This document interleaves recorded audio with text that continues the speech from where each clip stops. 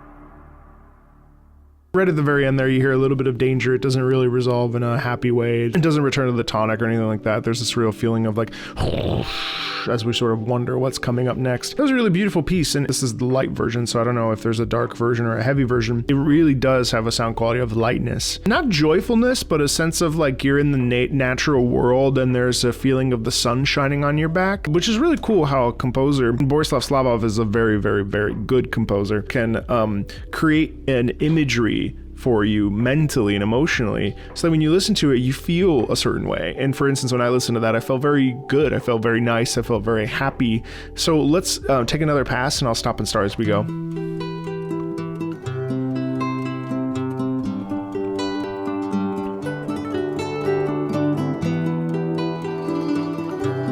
So even right here, we start off with this strummed guitar, and there's a couple layers of different instruments, and it sounded like another guitar, almost like a little guitar duet. Ostinato is a pattern that is constantly repeating, and in this case, the ostinato of boom, boom, boom, boom, boom, boom, boom, boom sort of keeps us grounded in this lightness. Let's keep listening.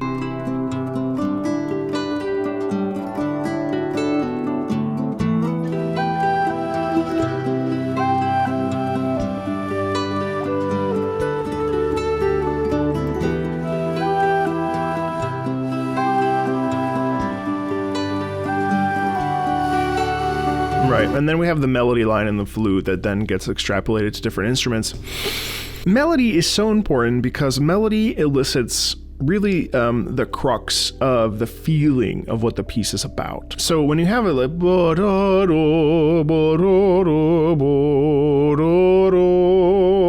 that's gentle, that's light, that's airy, that's, I wouldn't say joyful, but it's got a lot of peace in it.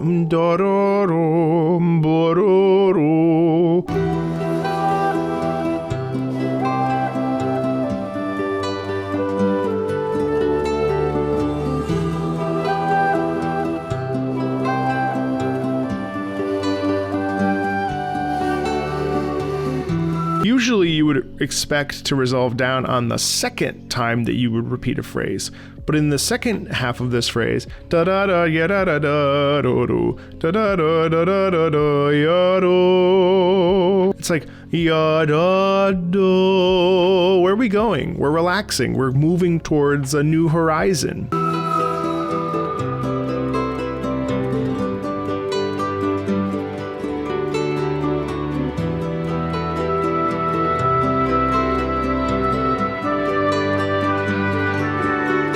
And this is great too in eliciting that peaceful sound.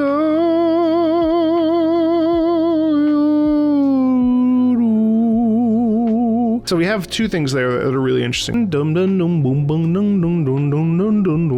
ostinato, which is different. This is almost like a dueling ostinato. You've got the guitar and then you have whatever instruments over the top. It sounds like a harp. And then you have the oboe that comes in. This is a crescendo, which is a growth in volume.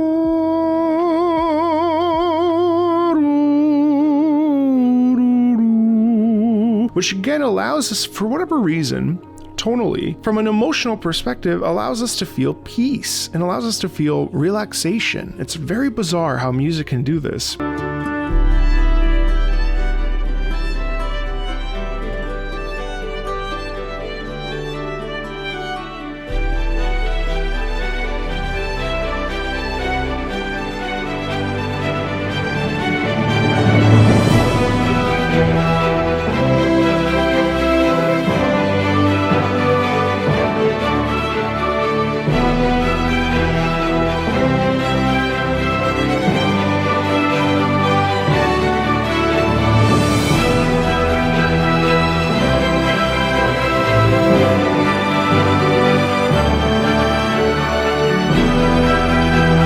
And then we have this like flute ensemble. It's very bizarre. How do you do that? And not only that's very hard to play, but not only that, it like brings out this effervescence of like the sun's rays. And I think part of that's the pitch and the timbre, but the other part of it is like the gentility of the instrument choices. Like it's not strings, and then you got the oboe coming in. It's all these like higher pitched woodwind instruments that I think lend it to like this feeling of a foresty area or feeling of a relaxed state of being.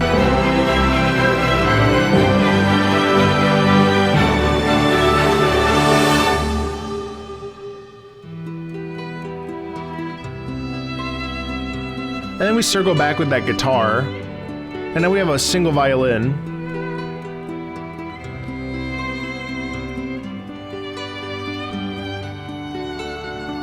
Very peaceful. But then it ends in this like tense way, which is really interesting too. Anyway, I really love the music of Divinity Original Sin 2, and yeah, I hope you'll check out more videos on the channel. If you want to watch me play some games, check out twitch.tv/Marco Meatball, or check out the VODs at Marco Meatball VODs. And stay tuned for more videos from Divinity Original Sin 2. See you later.